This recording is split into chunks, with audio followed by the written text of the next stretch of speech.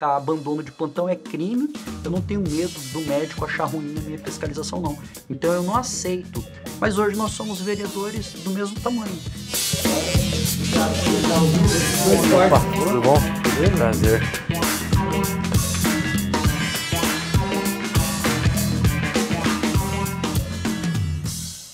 Fala pessoal, tudo bem? Eu sou a Jessi Martins e está começando mais um Papo 067, trazendo sempre muito entretenimento, informação e, é claro, um bate-papo bem descontraído.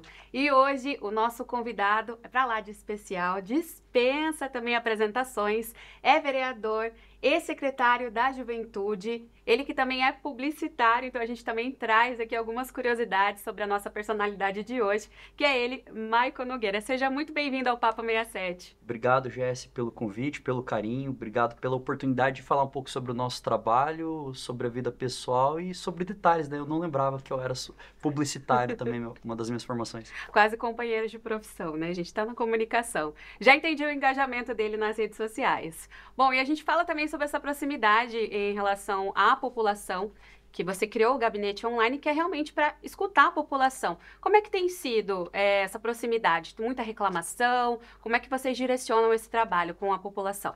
Primeiro serviço que um homem público tem que prestar é informar qual é a real função dele.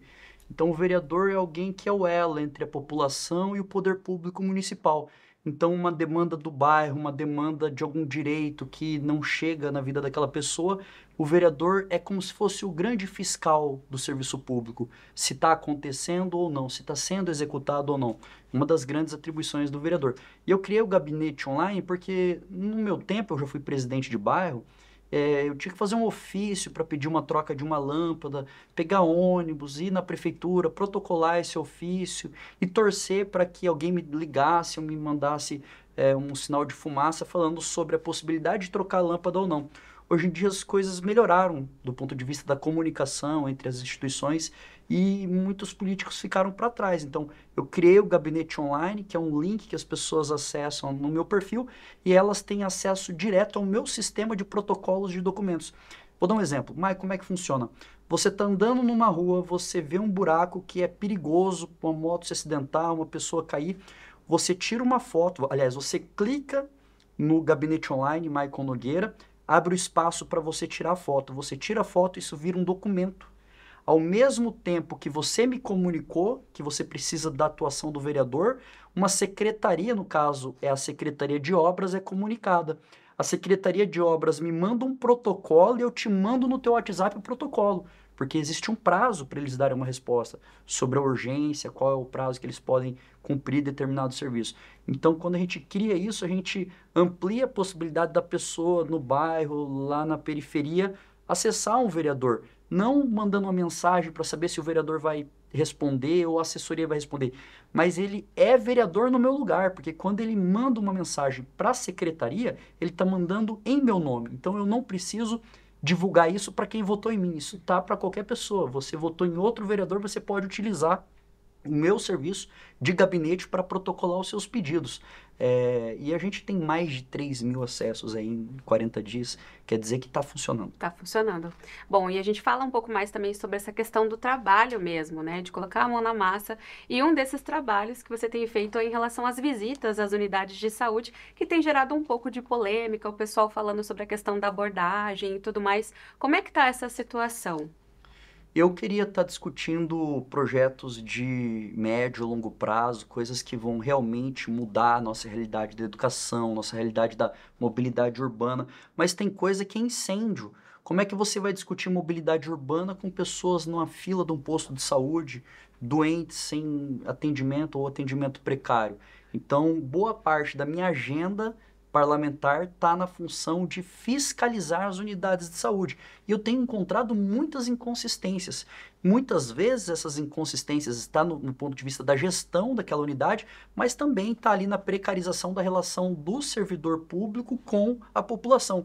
E eu represento a população. Então, quando eu vou num lugar, eu sou o advogado da população. Se eu chego, tem 40 pessoas numa fila para ser atendido. Deveria ter 8 médicos na escala atendendo, mas eu identifico que só tem 4, eu tenho que me indignar com isso.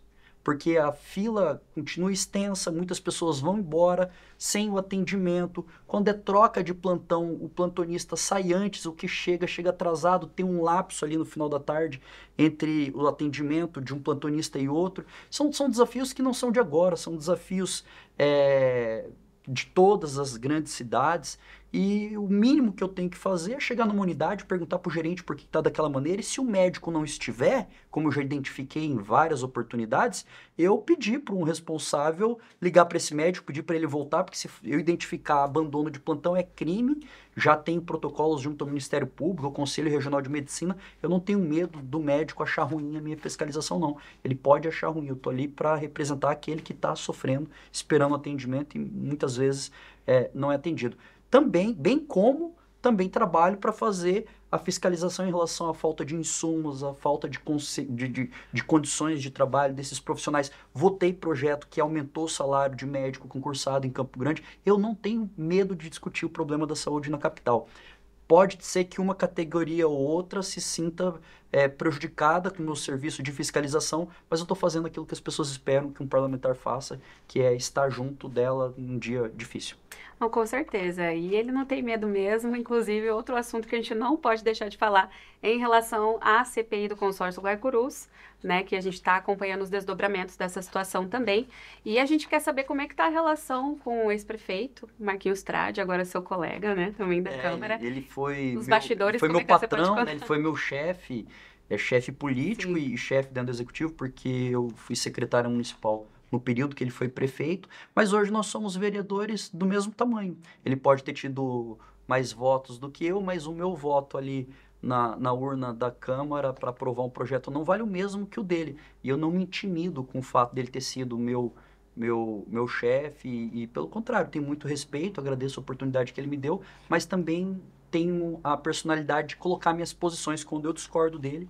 Ele discorda de mim em algumas oportunidades, mas é natural, é do jogo, é do embate político. E quanto à minha participação na CPI, para mim tem sido uma escola. Eu estou entrando lá como se fosse, e eu sei porque eu vivi muito tempo da minha vida usando o serviço precário, que é o transporte público em Campo Grande, eu estou entrando lá como se fosse um cidadão indignado.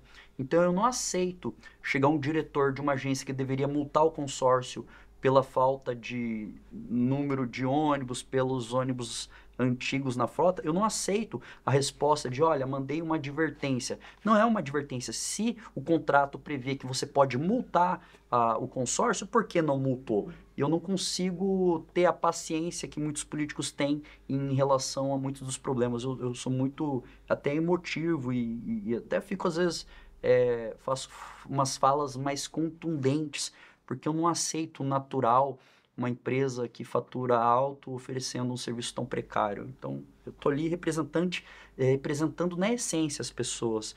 E também não tenho medo de perseguição por parte de empresários ou de outros políticos. Fui o único vereador da base da prefeita que assinou o requerimento para abertura da CPI. Perguntei para a prefeita, o que a senhora acha dessa CPI? Ela falou, acho necessário, acho que a gente tem que... É uma oportunidade para abrir essa caixa preta e mostrar para as pessoas como é que funciona essa relação prefeitura, consórcio e fiscalização.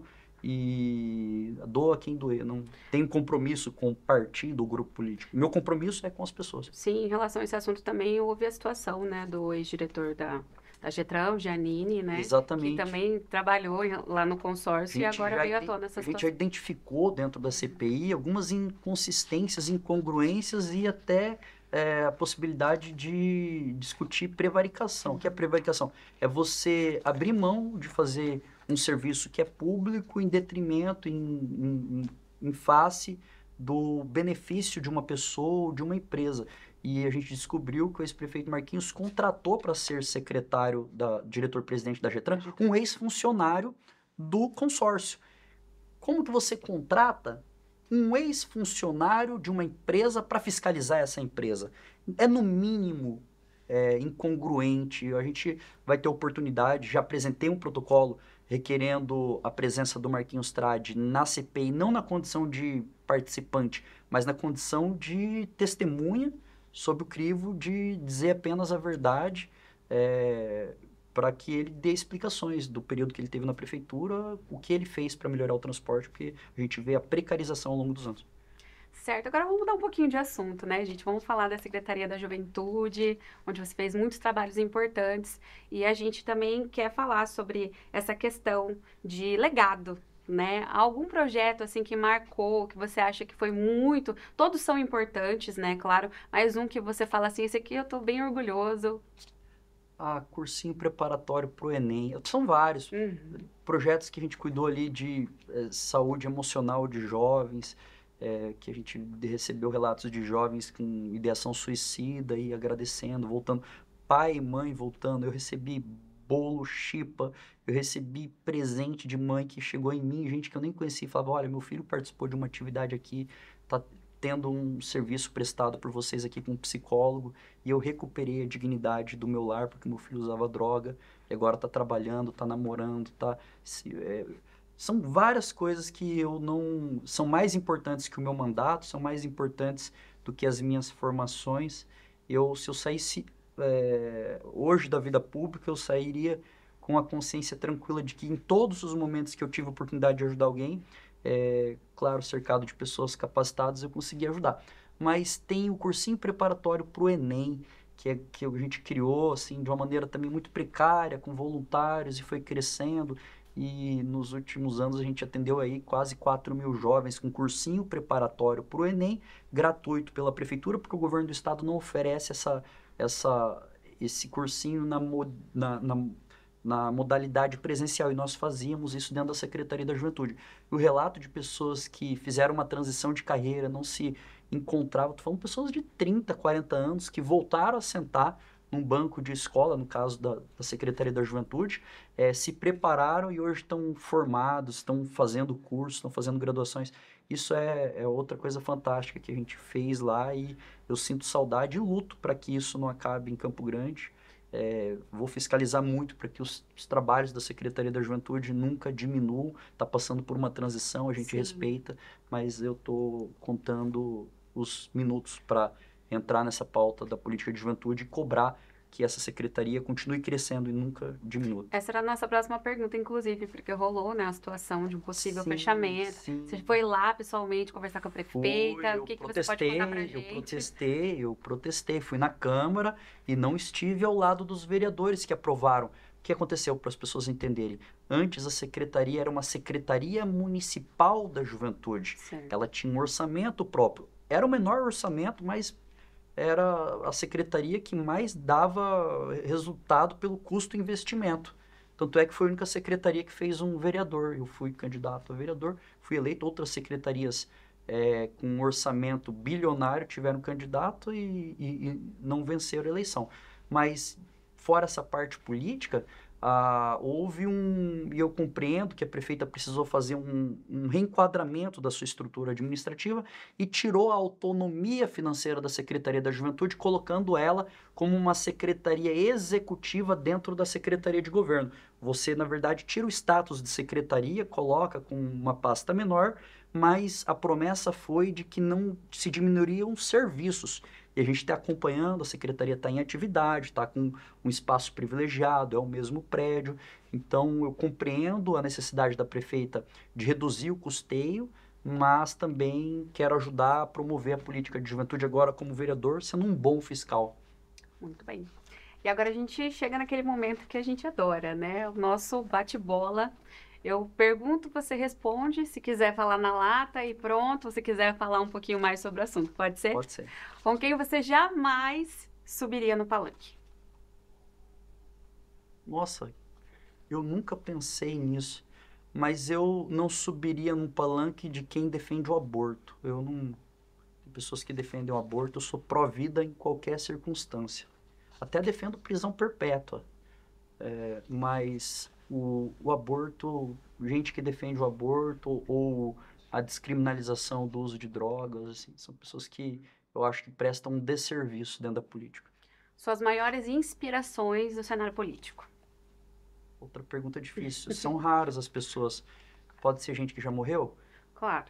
Eu tenho como inspiração o ex-presidente do PMDB, presidente de honra do PMDB, Ulisses Guimarães. Ele foi um grande estadista brasileiro. Poucos políticos conhecem a importância do Ulisses Guimarães no processo de redemocratização do Brasil e tudo que ele fez para que a gente possa viver com a liberdade que a gente vive hoje.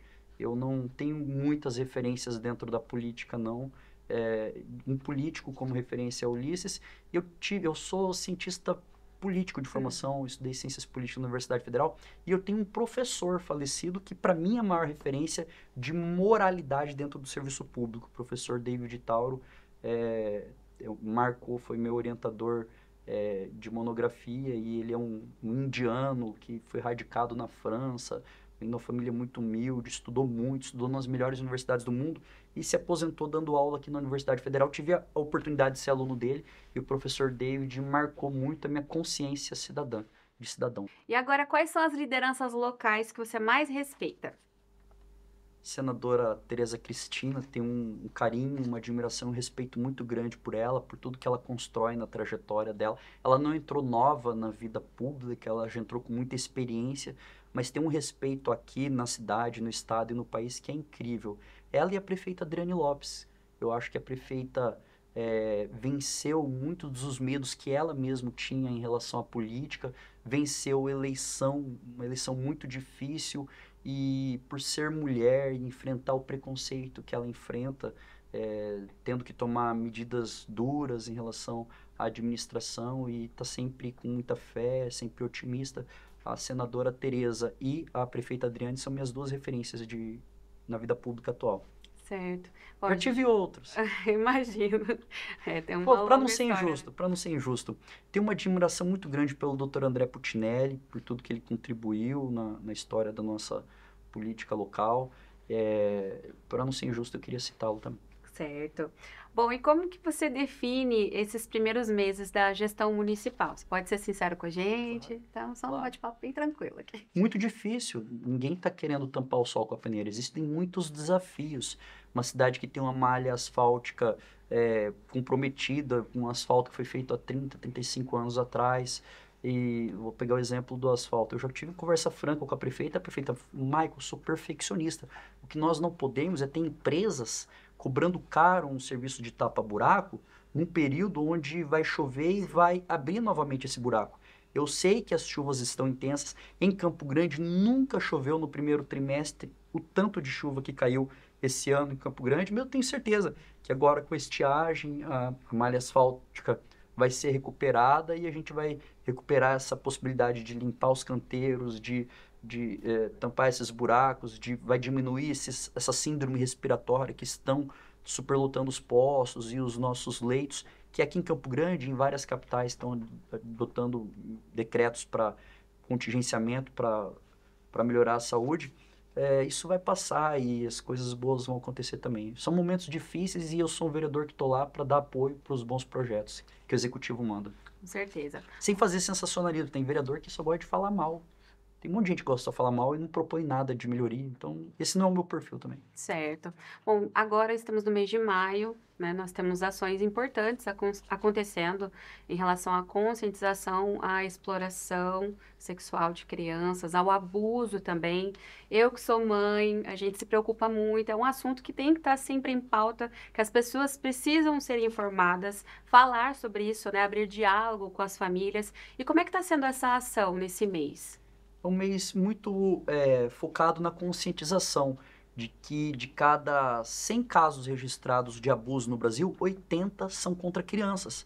Então a gente tem que criar uma política pública eficaz, criar uma rede de apoio para que a gente fortaleça os conselhos tutelares, fortaleça as medidas judiciais cabíveis para penalizar cada vez mais esses agressores. E eu tenho ali hoje, por exemplo, eu protocolei um requerimento de urgência para proibir em Campo Grande essas carretas que rodam nos bairros com músicas que fazem apologia sexual, à droga, a crimes. Acho que a gente tem que trabalhar num contexto amplo defendendo, protegendo as crianças para elas não banalizarem o corpo, não banalizarem palavras com cunho sexual. Então, é mais do que falar, tem que ir para ação. A gente está fazendo no próximo domingo uma grande carreata de conscientização da população, distribuindo material informativo sobre quais são os mitos, os tabus que se tem em relação à criação dos filhos, sobre não deixar ir com estranho, fazer com que as pessoas entendam que a grande parte dos abusos acontece no âmbito familiar, dentro de casa, no ambiente onde essa criança deveria estar se sentindo segura e acaba não sendo e acaba sendo vítima. Então, um mês é muito marcante. Meu sonho, esses dias eu até postei sobre isso, é que nunca mais a gente precise de campanha desse tipo. Com certeza. Bom, e agora falando um pouquinho da sua vida pessoal, né?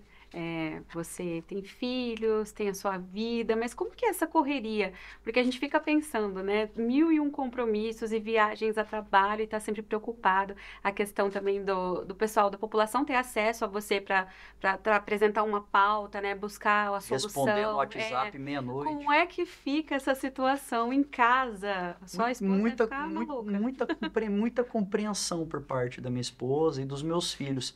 Quando eu me arrumo, assim, coloco esse tipo de roupa para sair, o João Miguel fala, você vai com os vereadores, pai? Eu falei, hoje o papai vai lá com os amigos. Vai pela vestimenta, né? Olha, hoje eu vou colocar uma camiseta de time. Ele sabe que vereador ajuda pessoas. Sim. Então, ele tem 3 aninhos, ele sabe que eu tô indo para uma coisa boa, para não gerar um trauma na criança. O papai tá indo lá ajudar as pessoas que estão precisando de médico. O papai vai lá ajudar as pessoas que não tem casa. O papai vai ajudar a criança a ir para a escolinha igual você vai. Então eu vou de uma maneira lúdica ali dentro de casa, estimulando ele a compreender, o João que tem 3 anos e a Helena que tem 4, a compreender que a minha ausência é por um bom motivo. Mas o maior número possível de compromissos que eu possa levá-los, eu levo. Sim. Vai minha esposa e os meus filhos vão comigo. Final de semana, principalmente quando eu tenho visita a bairros, a campeonatos, a almoço beneficente, eles vão comigo e para mim eu me sinto melhor quando eles estão por perto.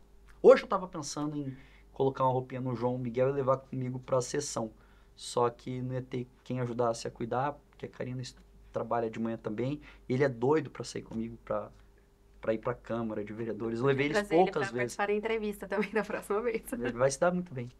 E agora, para finalizar, Michael do futuro, como é que você se vê daqui a uns 5 anos, vai? Olha, muito interessante sua pergunta. Se eu sentir que outra pessoa não está preparada para oferecer as coisas que eu quero oferecer para minha cidade, eu vou ser candidato a prefeito. Também não tenho medo de dizer isso para as pessoas. Se eu sentir que na próxima eleição tem alguém mais preparado que eu, com mais vontade de fazer as coisas da maneira que tem que ser, eu apoio essa pessoa. Mas se eu não sentir ninguém tão preparado e com vontade para fazer as coisas acontecerem, eu sou o candidato. Já tem candidato?